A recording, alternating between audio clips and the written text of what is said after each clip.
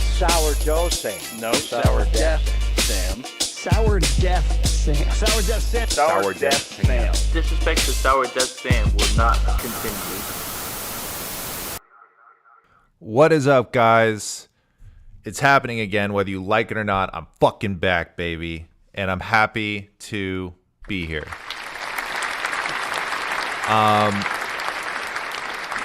Today was tough, man. I'm not gonna lie, man. I got a headache. I'm a little tired. You know, God's not doing any favors, but you know what? Maybe he is. He gave us the gift of life, and we appreciate him. We appreciate him for that. So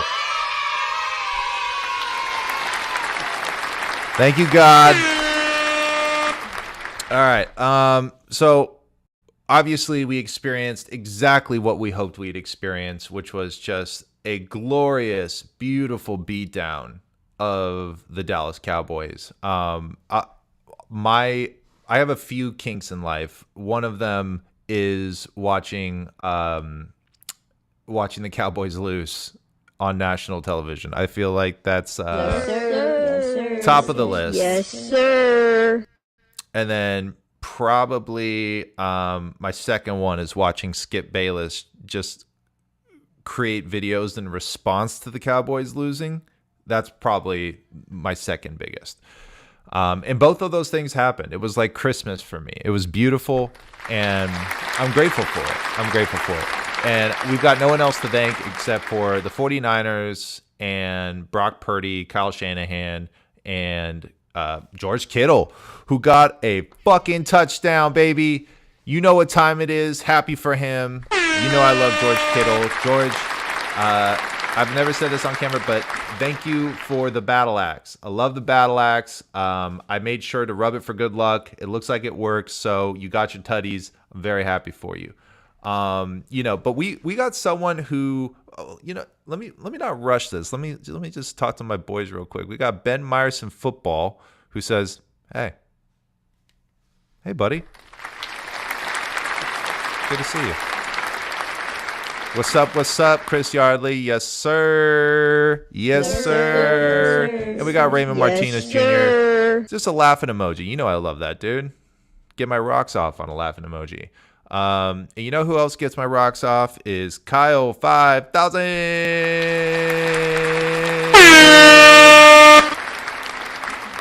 What's up, Kyle? Obviously, we had a beatdown of the Dallas Cowboys. We got Javi on the show. We're feeling good. Javier Vega's on the show. I didn't mention that yet. Love Javi. Friend of the show. And we also beat down the Dallas Cowboys 42-10. So just kind of curious to see, what you think about that. What are your thoughts, Coach? What do you feel?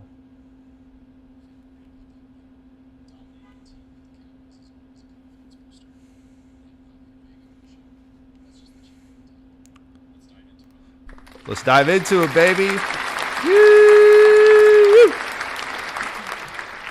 Guys, happy to be here after this win, man. I can't stress this enough. And the other thing that makes me happy in life is gambling, baby. $5, Sourdeath Sam, pick 'em. I'm down bad, dude. I'm down real bad. I have not won a single one of these, man. But this one right here, oh, this is the one. Yes, sir. Let me put you on game. Sir. For $5, I got Lamar Jackson scoring a rushing touchdown. It's not going to be a receiving touchdown, let's be real. But I think he's going to run it in. They get at the goal line. They're not going to give it to Gus Bus, baby. They're going on Lamar's back, and they're getting into the touchdown. A little tush-push action. Speaking of tush-push, we got A.J. Brown. I think he's going to score a touchdown, rushing and receiving. Yeah, I think that could happen. Same with Debo. Man, Debo was inches away from getting the end zone last time. I think he gets it this time. That's for sure. Jordan Addison, in the absence of Justin Jefferson, I think he gets a touchdown. Look, I'll be real. I think the Vikings can still score touchdowns. And if anyone's going to do it, it's going to be Jordan Addison. So, and keep in mind, all these guys got modifiers. That's why if you notice, $5 gets you $500 if this hits. So believe that. I'm going for all the modifiers. I'm greedy. That's probably why I haven't won a single one of these. It's because I'm greedy. Yes, sir. Yes, sir. And then we got Dameon Pierce. I think he's going to get a rushing touchdown. They get close. They get close a lot, and I think he's going to get it. That's just my opinion. Obviously, my opinion's been wrong a lot, but this time it's going to hit. So when I put on these blue gloves, you know what time it is. I'm not going to, waste too much time on this. I feel like the good flow when by the way, it's time to pull out.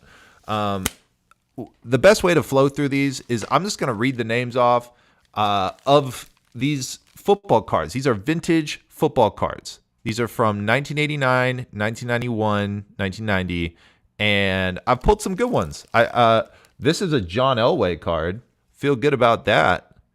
Feel real good about that. And I've got some bangers that I've pulled out here. So you never know. I might become a millionaire today. Probably not, but maybe. I don't know.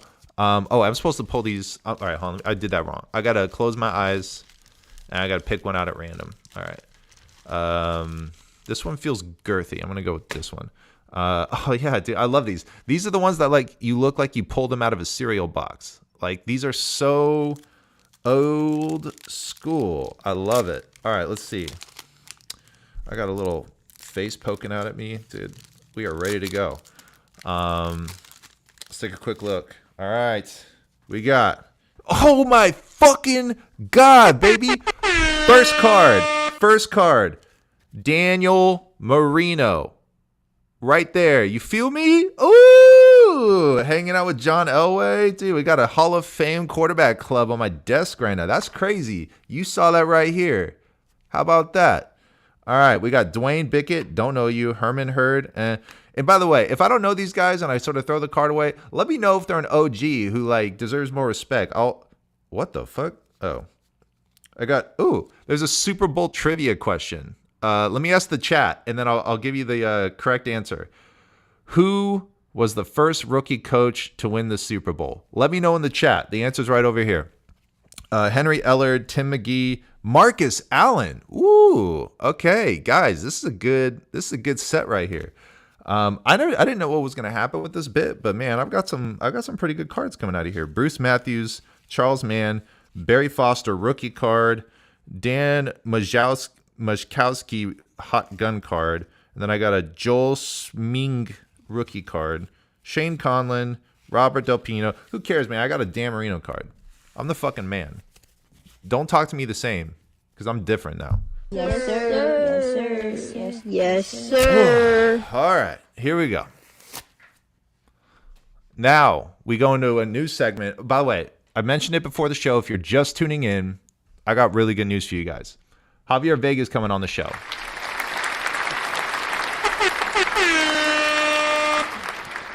I love hearing his takes. In particular, I reached out to him because as someone who currently lives in Texas, he is our ambassador for talking shit to people who live in his region.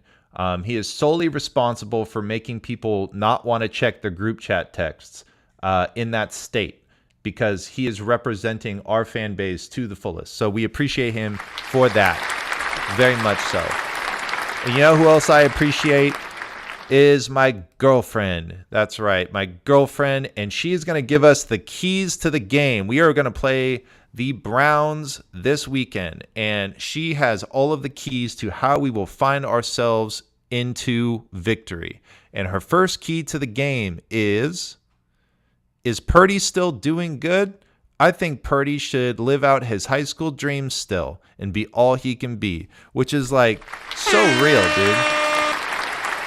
That's so real. Because if you think about it, if he wasn't living his high school dreams, would he be flexing as hard as he is right now? Think about that. Yes, sir. Yes, sir. Second key to the game. All the players should lift him up and say, go, go, go. Dog, 100%. Can't stress that enough. And the third key to the game is keep those pants white. Yes, sir. Yes, sir.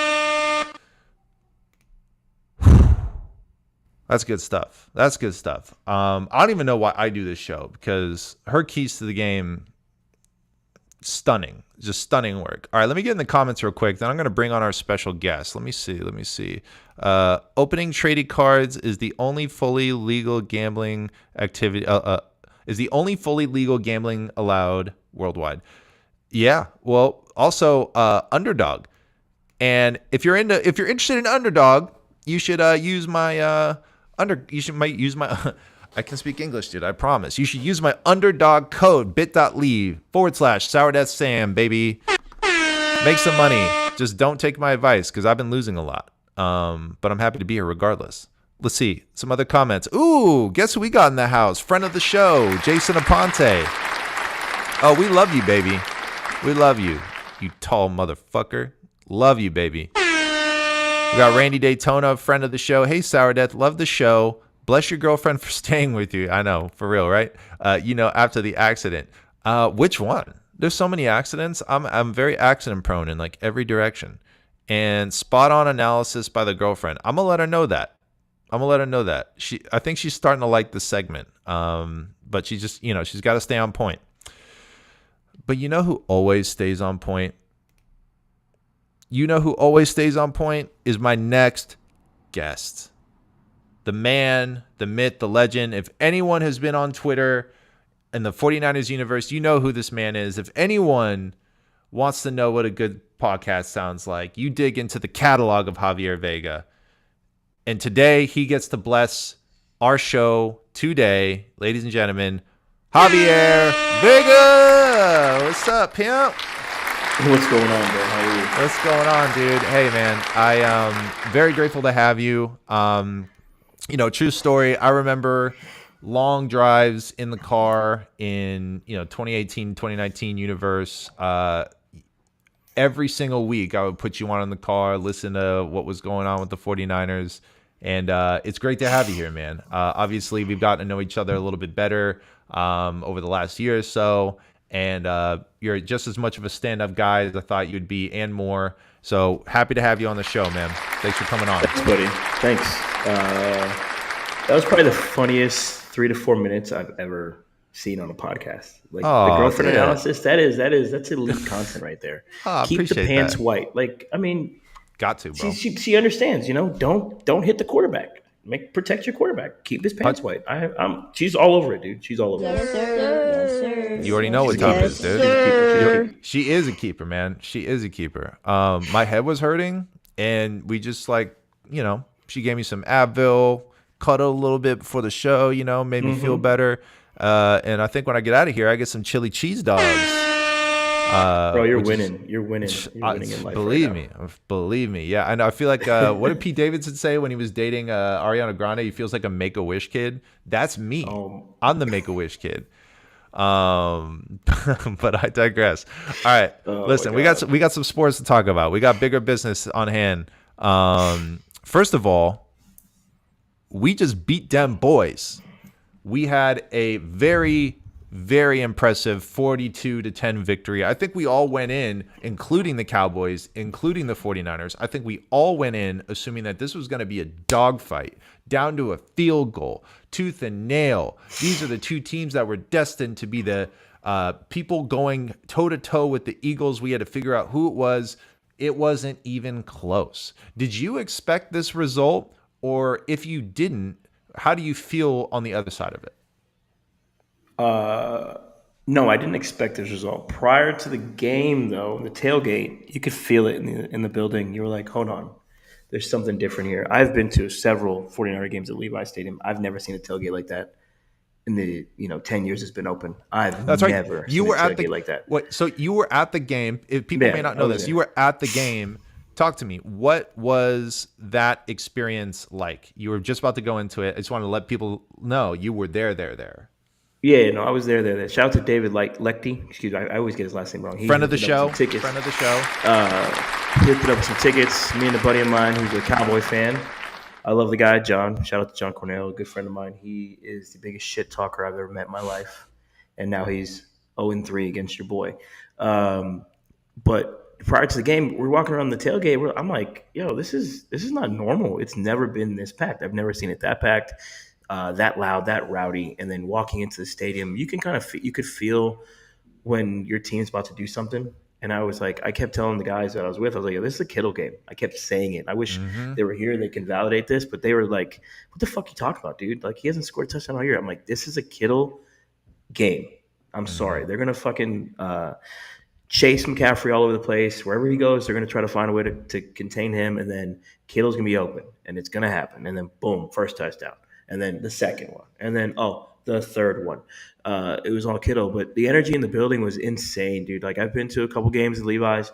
You know, I went to that shitty Colts game where it rained all the entire time. I went to the 2019 Atlanta game. I went to a Monday Night Football game versus the Rams where we beat them 28-0. I've been to several games, and this one just felt different. You know, the flyover, the way the team was just hopping around. You could tell they're standing on business, like our boy Drewski says.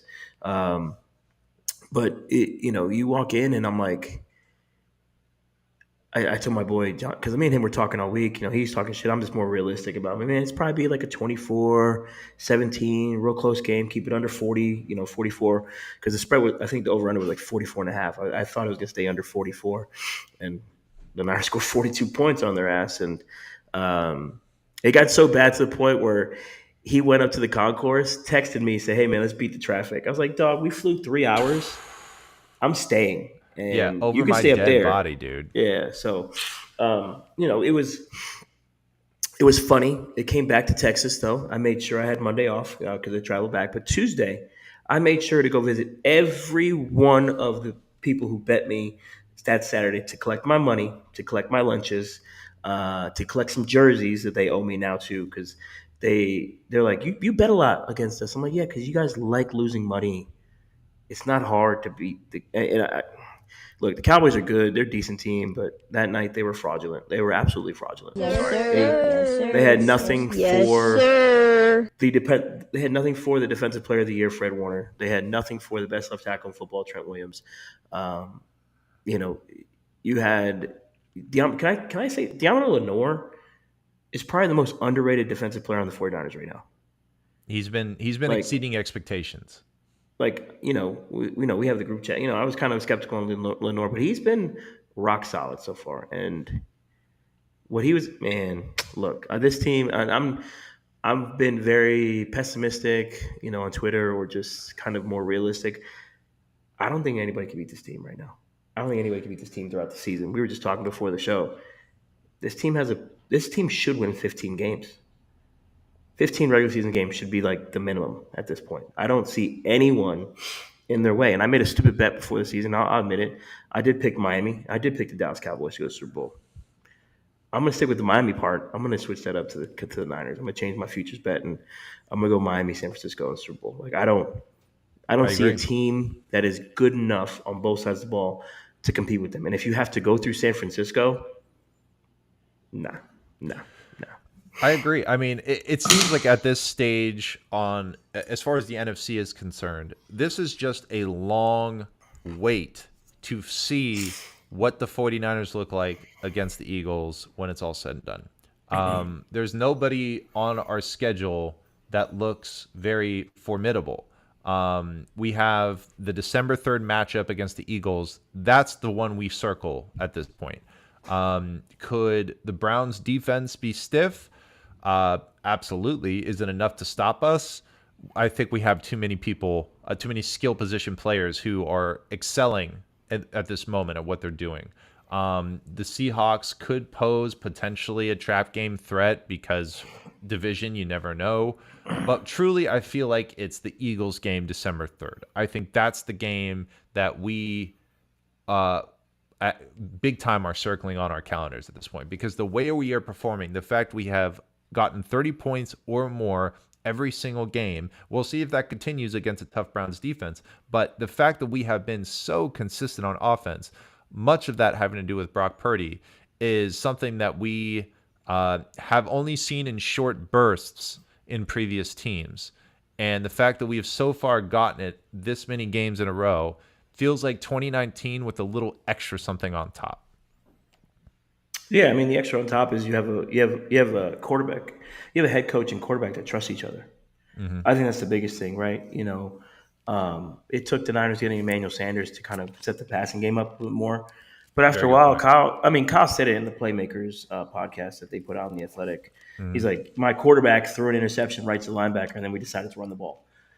Kyle Yep. Shanahan calls the play 3rd and 4 late in the third quarter to Ayuk. Ayuk has that great reception of even better throw from Brock Purdy. It gets called back. 3rd and 14, old Kyle Shanahan would have been like, let's call it draw play. Let's have a run play. And then the next thing you know, it's boom, 3rd and 14, Deebo Samuel for 42 yards. Like there's a trust, there's a those two are so in line with each other that's the biggest difference between 2019 and now.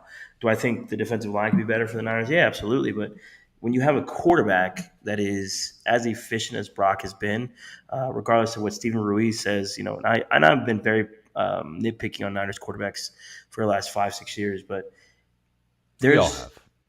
I mean, at the end of the day, like I don't give a shit what some of these PFF stats say. Like, what does the eye test tell you? The eye test tell me this kid does everything Kyle asks him and more when the play breaks down. That was the biggest play to me. That play made me a believer. Those two plays made me a believer in Brock Purdy. I got to see him in person, hit that throw to Ayuk over his shoulder, with no hesitation. He just took it. And then they got called back for the Burford hands to the face, and then he comes right back to Debo over the middle for 43 yards. Like it was nothing. He just stood back there, set his feet, stepped up, boom.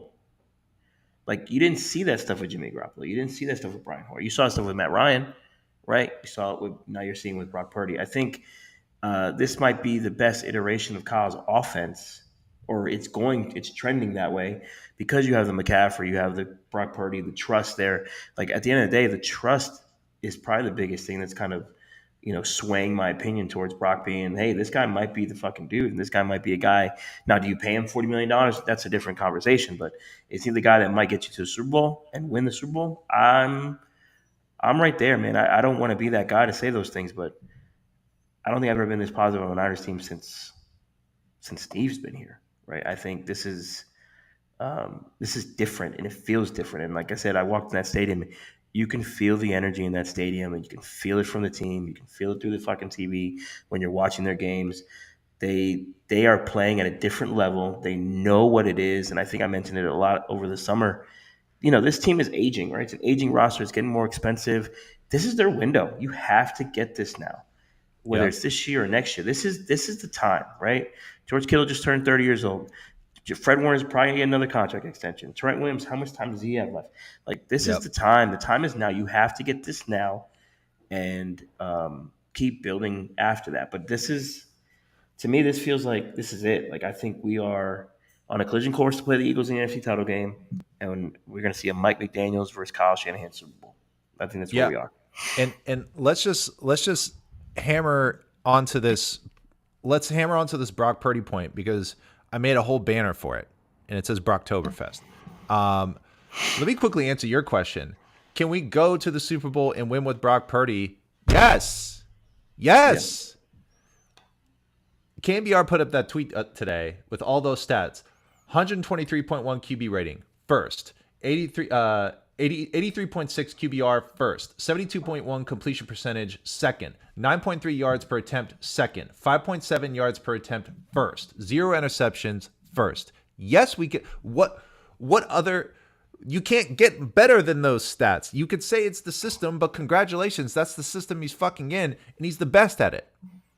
At least as far as all these other quarterbacks have their own system, they have their own skill players. I understand that. But we have Brock Purdy right now. And as far as his performance is concerned, if you're looking at the speedometer, the meter is as far to the right as it can get.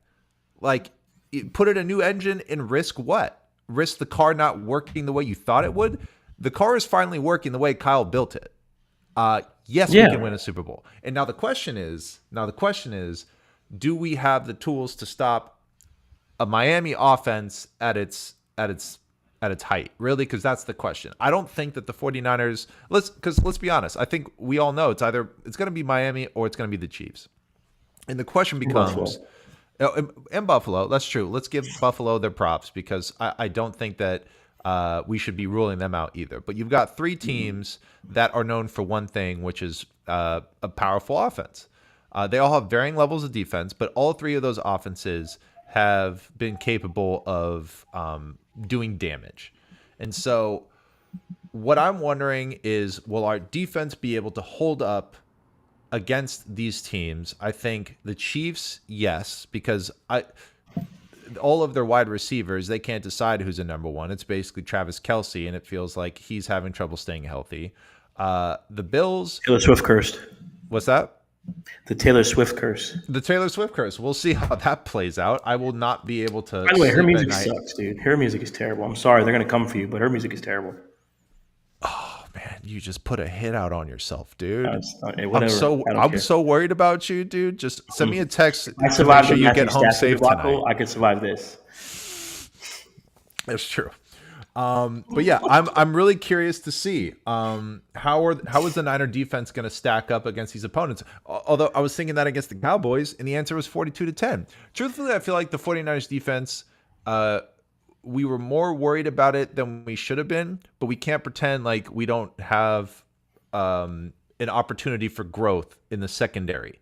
That I think is a position that's a part of the defense that I am very curious to see if it can tighten and galvanize and be what we need it to be against wide receivers like someone like Tyreek Hill, who, by the way, we were all wanting Patrick Surtain, and he ran circles around Patrick Surtain. So really, I don't know if there is an answer to Tyreek Hill.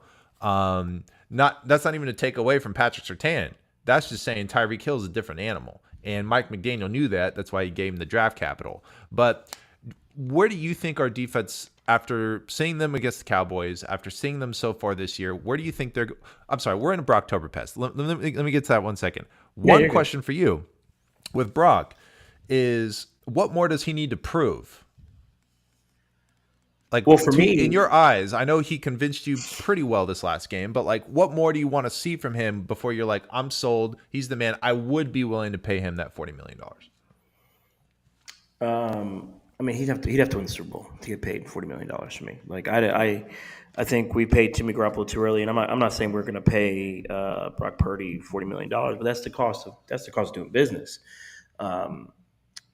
Because I guess because of where he was drafted, his size, do you really pay for that type of player? $40 million for that type of player, but if his I think Vish said it a couple years ago. If the quarterback's elite trait is his processing, that's more than enough, right? Brock Purdy is one of the better processors in the league. I'm watching, so you're paying for his brain, right? Maybe not his physical attributes, but you're paying for his brain. And I think his brain is processing things at a high rate of speed, and he's making really good decisions most of the time.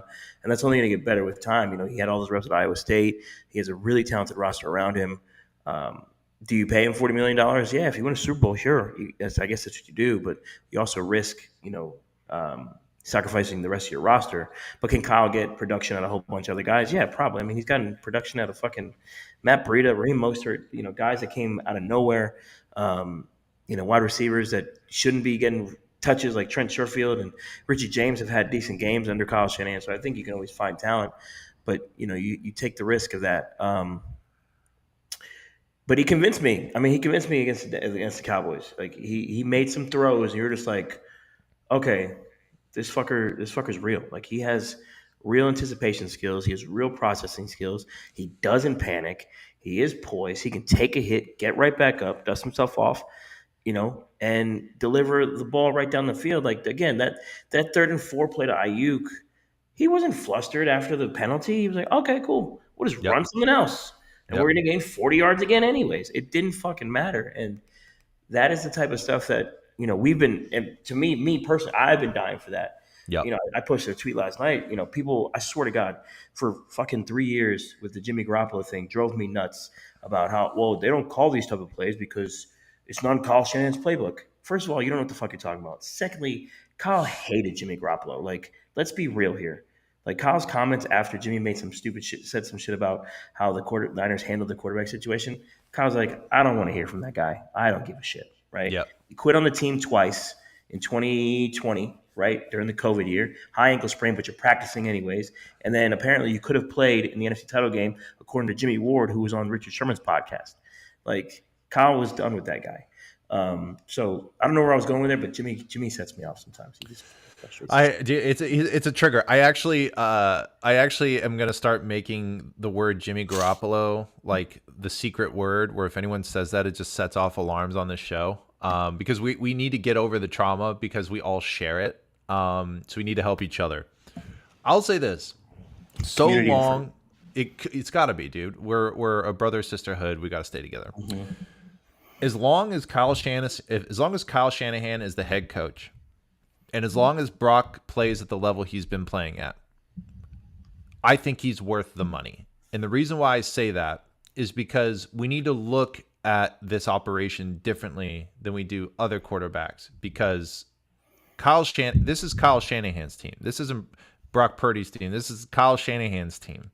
And it's Kyle Shanahan's team because he puts in such an extraordinary level of detail into everything he does that everything is so orchestrated with great intention. And what we've seen from Brock Purdy is he is able to conduct that orchestra. He's able to play that sheet of music exactly the way it's supposed to be played. And I think sometimes when people get ahead of themselves, I think with Trey Lance, we were so excited by the idea of what else can we get? Can we get someone who throws it 70? Me too. Can we get someone who throws it 70 yards down the field on a dime to Brandon Ayuk or some other speedster we pull off the street to make, the crowd go crazy? Can we get someone to run 4.3 speed to just zip through all the holes that open up because Kyle schemed them open on the offensive line? We all felt this. But at the end of the day, I feel so, I keep saying this, but I feel so safe with Brock Purdy. 0 interceptions. 0. Do you know how good that feels in my soul after Jimmy Garoppolo? 0. Do you know how good that feels as an offense? Do you know how good that feels as a play caller? And not only 0 interceptions, but basically first in every fucking other category. What more do you want? Give him $40 million if Kyle Shanahan's the head coach, because I have never seen the offense run like this. And at the end of the day, I don't need him to do all these acrobatics. I need us to get 30 points a game every game with 0 interceptions. So I gave him a B a couple games ago as a grade with Rich. I'm giving him an A. What else is there left for me to see? I am convinced. I am sold. He is giving I also give him the license to have a bad game because he still doesn't have a full season's worth of games under his belt. What the fuck? He's a good player. He deserves more respect. That's my opinion. I'm not saying I'm not saying you're disrespecting him, but I'm just standing on the table now to say, you got my vote. I love you. Let's keep this going. Yeah, no, he's allowed to have a bad game. Every quarterback has a bad game. Josh Allen played like shit a couple weeks ago, right? Patrick Mahomes had to be reeled in by Andy Reid. Joe Montana had bad games. Steve Young has had bad games. I'm not comparing Brock to these people, but you're 10-0. It's there's a streak that's bound in, whether it's the 30-point streak, the interception streak, or the win streak. It's gonna end at some point, right? There's nothing. It's the NFL. It's week to week. Shit happens. He may have a bad game. He started off slow in the Giants game, but he figured it out. He worked his way through it. I think totally. That you have to give these guys some grace, right? We gave Jimmy Garoppolo the grace, and then we figured out, wait a second, that's not the guy, right? We were gaslit for years. Yeah, we give a bunch of people grace until they prove us wrong, right? Brock's going to get the grace because he's shown that this offense can operate at a not just behind the line of scrimmage, but actually 10, 15 yards down the field, right? Where the run game is wide open now. Right, and they're not having these stacked boxes as much. I haven't looked at the stats, but to me, it doesn't look the boxes are stacked as much as they used to be. And then you got clear passing lanes because these guys are wide open. Ayuk is taking a step. Debo is still disgusting after the catch. George Kittle, he's your 4th option. He's your 4th fucking option, and he just scored 3 touchdowns. Yep. Right, the Niners have a disgusting amount of weapons and options at their disposal. Any week, anyone can explode. That's why people hate having 49ers players on their fantasy teams, right? I had George Kittle on my bench this week, like a dumbass, but I had Mark Andrews in there. But I've kept McCaffrey in all the time. But that's because Kittle had no touchdown. He had 1 reception in 3 weeks. Like, what are we doing here? And then he explodes for a 3-touchdown game. When it comes to Brock, I just think ultimately when your team has faith, like when the rest of your roster has faith in the quarterback, your head coach has faith in the quarterback, there's nothing left for fans, or people like me. I'm a fan, but I'm also like a realist about it. There's nothing for me really to complain about. I think we just have to wait and see and just keep hoping that this thing continues the way it's continuing or going. And at the end of the day, like if he takes L, he takes L. But if he goes down swinging, like and not throwing interceptions, if it's just an L because he made one mistake, we can live with that. If it's an L that he's the reason why we lost, and it's like, okay, hold on, right? That's the kind of shit we ran into with Jimmy Garoppolo. Like we'd run into 2 or 3 losses a year. Like, wait a second, what the fuck are you doing, Jimmy? Right? You're throwing a late interception. The Tennessee game comes to mind a couple of years ago. The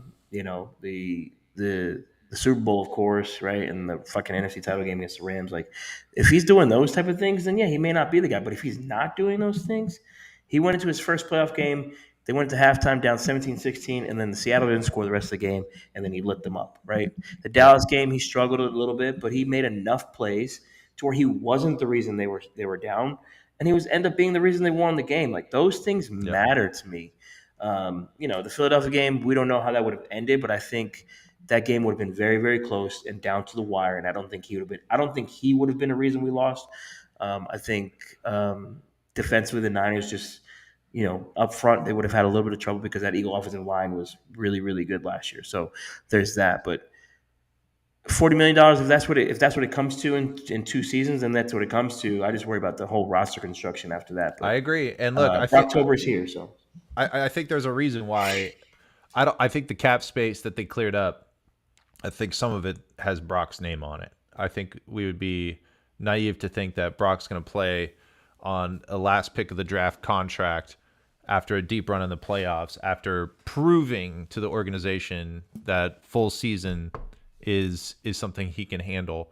And look, if I'm the front office, I'll be real. If I'm the front office, do it like you're doing John and Kyle. Just tie the contract as best you can to how many years they're going to be there. Because look, like if he went to the Panthers right now, I think he would probably be playing a little better than Bryce Young, but also he's not going to give you the same numbers as he's giving you on the 49ers because the tools aren't there as far as the other players around him. So I think that relationship is so intertwined. I think that relationship between Kyle and Brock is so uniquely special.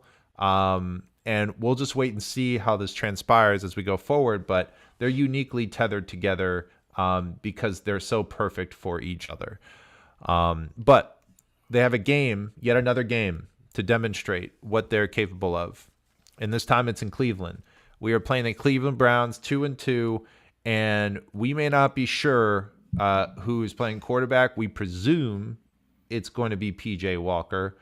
Are the boys on defense going to eat?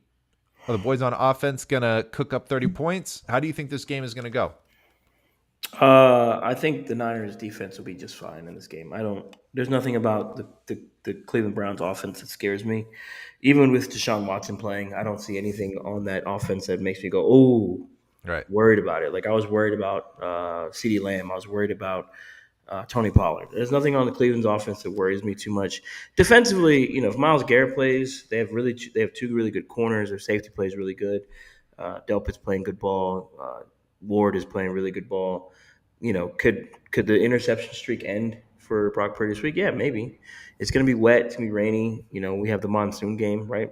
This could be another one of those games. I don't know that he'll make mistakes and force things that he shouldn't be forcing against Cleveland. I think the 30-point streak ends this week because of the sloppiness, right? But I also think the Niners should be able to pull this one out. You're not losing to P.J. Walker. I'm sorry. Like, you're just not losing to P.J. Walker. I think he's no Colt McCoy. No, he's no Colt McCoy. But I think this team is extremely focused, right? I don't think that they are underestimating any opponent. I don't think they are looking at anyone as a slouch. I think they go in very deliberate about their approach, right? I think they understand what the task is at hand. Like they can't afford to lose stupid games. Like they can't drop a dumb game, right? This is where we Correct. know it's a 2-team race, right? If it's Philadelphia and San Francisco, then those two teams they're watching each other's records, right? Because do you want an NFC title game in San Francisco or do you want it in Philly? I personally want it in San Francisco. I don't want to go back to Philadelphia. Not in December, not in January. That's a different place. And Lincoln Financial Field at night, that's a scary fucking place for any team to go. I don't give a shit how good the Niners are. No team goes into Philadelphia, especially with the way they're constructed, and has success in a night game there. Like it's a weird stadium. I grew up in that area. Like that's a different animal, right? You want that home field advantage throughout the playoffs. You know, you want the 1 seed, but even at the 1 seed, then now you probably have to go through Dallas and Philadelphia. If you're the 2 seed, you only have to go through one of them, right? So, you know, maybe the easier path might be the 2 seed, but I want that home NFC title game. Like if the Niners are going to make this thing happen, you want it at home. Like you need everyone to come through you, right? Make the trip out west, wherever they're coming from, whether it's Philly or New Orleans or whoever comes out of the other divisions. You don't want to have to go to San Francisco because they're home, they're comfortable there, they've built a really good home field advantage. That's what you want, and I think you can't drop games like this. I don't think they're going to underestimate Cleveland. I don't think there's anything. If Nick Chubb was playing, I'd be like, okay, now we have something here. But Exactly. I don't see anything on Cleveland's offense that makes me go, oh shit, they can't cover these guys, they can't stop this guy. Amari Cooper's still really good. Elijah Moore's a good player. David Njoku, by the way, is a badass for playing with a burnt face. Like, I saw that photo, dude, of his face burnt up. God bless him. Shit. God bless him. Playing. For real. The Deshaun Watson thing, maybe he's getting massages right now. I don't know, but apparently they hired a male masseuse for the team. Are you for real? Yeah, I've read that somewhere. I was like, that can't be real, but it makes sense for it to be real. Fucking creep. But yeah, no, I don't. Cleveland, it's Cleveland. No one has anyone told you they went to vacation in Cleveland? Like, you like Cleveland? Do you like it here? Every time I hear the word Cleveland, I think of Jakeem Noah. Like, Cleveland, you like it here?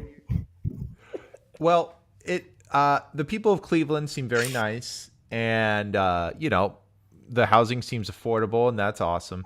What I will say is this game doesn't scare me.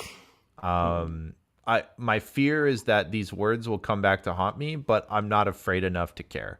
I think that nothing on Cleveland's offense, even when Deshaun Watson is in there, it doesn't look scary. Frankly, I think the people who like the Browns aren't really sure if they want Deshaun Watson back next year. And the only thing that makes them think twice is the fact that they paid all that stupid guaranteed money to a fucking idiot. And I feel no shame saying that because I don't give a shit about Deshaun Watson. But even when he's in there, that offense isn't very potent. And Nick Chubb, who I love, is not there to rescue them. And Amari Cooper, who I super respect, is not going to be enough to get them over the top on offense. So what do they have left? They've got their defense. And I don't know if they have the answers to all of our opportunities to strike. No team has yet. And I'm not convinced. I am not convinced. The Cowboys are not a bad defense. Even without Diggs, they are not a bad defense. I was told they're better than the Niners defense. I was told that too. How did that work out? So what I will say is this game, I think, is a victory. Really, the question becomes, do the Niners get 30 points again? And I'll go on the limb to say, yeah, I think they can. I think this will be a very interesting test. I'm going to say yes because if I'm wrong, then I got nothing to lose. No one counts on me for their sports takes. And if I'm right, then I get to brag about it. It's the ultimate win-win. I play both sides. I always come out on top. So what I think is going to end up happening is I think this is going to be a game that really tests Brock Purdy. Because if the pass rush is able to pierce through our offensive line the way I think it may eventually, then this really becomes a test of how does he perform against pressure. And I'll be honest with you, I've seen him perform against pressure enough to know he performs pretty fucking good. In the game against the Giants, what was fascinating was that some of his best throws were when he was getting blitzed, and some of his worst throws were against like a 3 or 4 man rush. It was insane. I was like, wait, I would have thought the opposite here with Brock, but truthfully, he performs pretty damn well with a big dude in his face. So we'll see. I think this will be a test for Brock, and I think what's going to end up happening is that Brock is going to end up delivering a lot of strikes to Brandon Ayuk and Deebo Samuel, obviously with Christian McCaffrey eating, and I think that a lot of yak yards are going to come into play until they realize that they can't just throw the kitchen sink at Brock and expect him to cave. That's what I think is going to happen. Maybe I'm wrong, but again, I lose nothing in the process of guesstimating because no one really cares. So how do you think the score ends up? What do you think ends up being the sort of final score on the board if you think the Niners are going to win this one? No, I think defensively the Niners can score. I think they'll have a defensive score in this game, whether that be a fumble or a pick six. I mean, Lenore is due, right? He's been playing really good coverage the last 2-3 weeks. Lenore is due for an interception. He's due for a pick six. Fred has gotten close. Shoot, last week he literally almost scored. There's potential for some overthrows and tips, and you have to get those. And I think the Niners are very advantageous when it comes to that. I mean, Fred was outstanding on Sunday. Killer. He goes one way, comes right back the other. Oh, the ball's in my hand, right? I think there's opportunity there for them to score that way. I don't know that they're going to score 30 offensive points, but overall, it doesn't matter where it comes from as long as you score 30 points, right? So, if they get a pick six or a fumble six, there's your 6 on the board. Now you just have to go and get 4 offensive touchdowns or maybe a special teams touchdown. I just think the Niners are very opportunistic on both sides of the ball. I think PJ Walker is in for fucking rude. He's in for a day from hell right now. Having to worry about the Niners I think so defense. too. Offensively, the Niners just have to, and I don't give Jordan Mason more touches. Can we just do that? Yeah. That feels like a Jordan like Mason type of game, right? I'm not saying he's better than Christian McCaffrey, but I think let's preserve Christian's legs a little bit here. Long season, especially in a rainy game like this. I'm not saying to run Jordan Mason into the ground, but it would be nice to say, hey, let's split these carries up. Let's go ahead and do 15 for Christian and 12, 13 for Mason, and then we'll figure the rest of the shit out. But I think Mason deserves a little more touches. He's a physical runner, and this is a game that you're going to want to have. Let him take a few beatings here and there, right? Super real. This feels like a game that's behind line of scrimmage a lot too. This is a yak game. You mentioned it, right? This is a Deebo tunnel screen for like 65 yards, right? That's one of those games, one of those type of games. Maybe a little Ronnie Bell action, right? Yeah. That is kind of where I think that's kind of what this game plan is. It's a little bit behind the line of scrimmage. Make them run. Make Cleveland's defense run. You don't want to have to worry about getting one-on-one matchups with those corners. You want to have your really good blocking wide receivers and blocking tight end out there creating space for, Deebo Samuel, Ronnie Bell, even maybe Christian McCaffrey, running these tunnel screens and bubbles and things like that. I think that's the type of game we're in store for. I don't think we're going to see a whole bunch of downfield passing if it's going to be raining like that. But yeah, I mean, I want to say the streak ends, but it's hard for me to see how, right? Like, do they score 31? Is it like 31-12, right? 31-13, something like that, where they get one fluky touchdown and 2 field goals, right? That's kind of what I think this ends up being.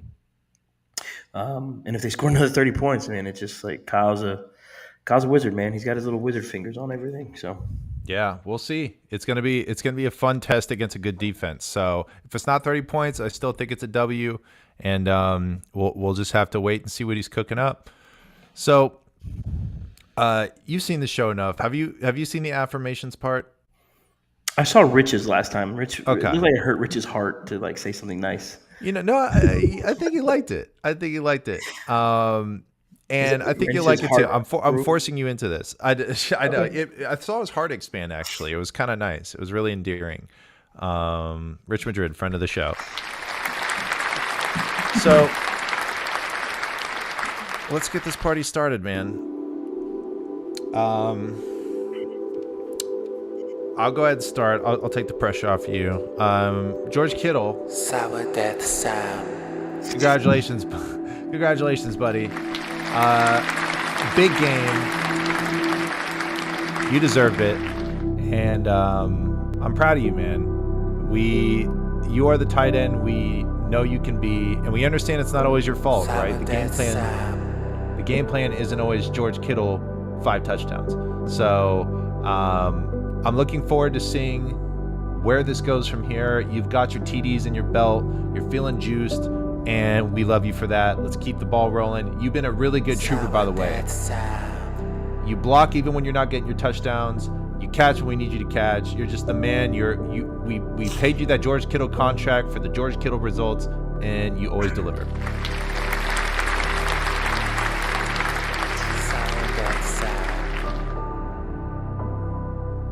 The spa music that quote sent that sent me.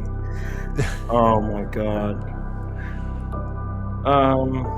Steve Wilkes. Thank you, buddy. How about I like what Steve Wilkes is doing with this defensive line. Previously, under Robert Saleh, D'Amico Ryans, you'd see the edge rushers kind of run past the quarterback, right? Create these open lanes. He's kind of telling them to slow down, read, react. Don't go too far upfield creating these lanes. So Steve Wilkes, man, he took a lot of shit for something he shouldn't have taken shit for. Facts. Thank you, Steve Wilkes. You are continuing the trend of really good defensive coordinators. He's a little more relaxed, right? He's not the hoorah, yell guy on the sideline, but he's the professional. Keep everybody together, calm, and let Fred and the leaders on the team handle the hoorahs. But yeah, Steve Wilkes, man, he's definitely in line for a head coaching job. Maybe not this year, but pretty soon, because he's doing a hell of a job in San Francisco. I'm very, very impressed with what they're doing with the secondary that we all had questions on, and defensively they're still very, very, very, very stout. So thank you, Steve Wilkes. Hell yeah. Thank you, Steve Wilkes. We love you, Steve. We love you, Steve. Look at Steve. Man, I'll do one more. Let's see. This music is killing me, dog. Just hang in there, buddy. It's almost over. No, it's good. It's just funny. How about Javon Kinlaw, buddy? Hey, it's me again. Just hoping you're doing great. Would love to get a sack in there. I know you can do it. You're healthy, man. Let's just finish the job. You know what I'm saying? And I know you can do it. I believe in you. Yes, sir. Yes, sir. All right, close us out. Kyle Shanahan. He just looks healthy. He looks less stressed. Sourdeath Sam. Thank you, Kyle, for developing trust in the quarterback. Thank you. Since Matt Ryan, you got trust. You've developed trust. Thank you, Kyle. How do you feel? Okay, so this is your first outfit. You feel good, right? Yeah, that's nice. It feels good. It feels wholesome, right? Mm-hmm. Like there's so much shit talking, and it's just nice to be like, hey, I like what you're doing. It's great. Well, Javi, dude, I am so glad you came on the show today. It was inevitable that this came about, and I'm just grateful you came on for the Cowboys show. One last opportunity for you to just kind of flex on all your Texas homies and let them know that their team lost, which feels super good. And I'm looking forward to them losing to us again. So yeah, absolutely. Look, Micah Parsons, I like you, buddy. I really do. Shut the fuck up. Yeah.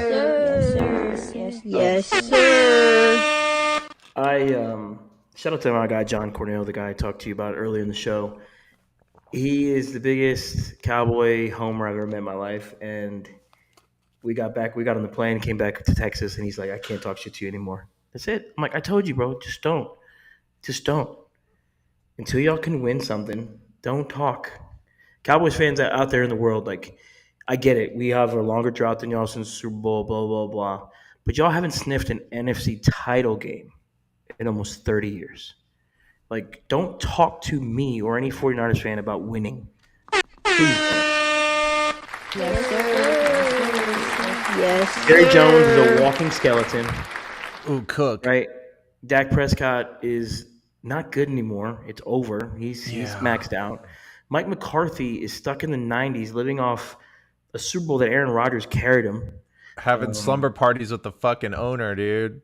Yeah, and Get outta you here. You got a job because you lied to your owner and then admitted to the lie publicly. Like, come on, dog. Like, Cowboys are a piss poor organization with a really nice stadium, and they can't win a fucking thing. Like, don't talk to 49ers fans about anything when it comes to winning. Don't. You just can't. It's over. No.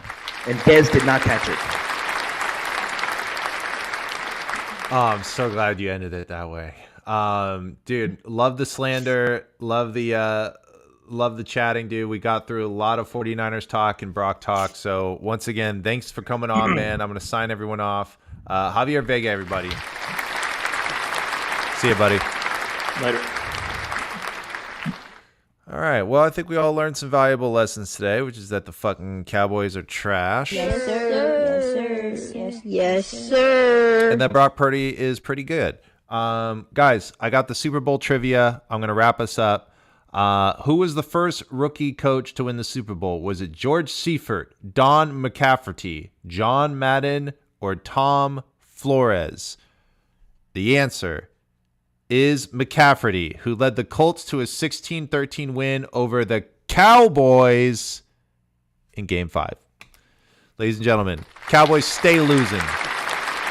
If you are going to the Monday Night Football game in Minnesota, hit me up. I will be in Minnesota watching the game. I'm very excited. I want to go into the tailgate. I want to engage with some Vikings fans in a friendly way. So if you're out there and you're a 49ers fan, hit me up. I'm going to be out drinking for sure, finding 49ers fans. If you're a Vikings fan, I swear I come in peace. Just want to chop it up with you about your city. Very curious about Minneapolis. Very curious about the stadium. Very excited for that. Guys, that's all I got. I'm out of things to talk about, which is pretty rare for me because I don't shut the fuck up. So, guys, thank you so much for hopping on with me and look forward to doing this again next week. So, appreciate it. Take care.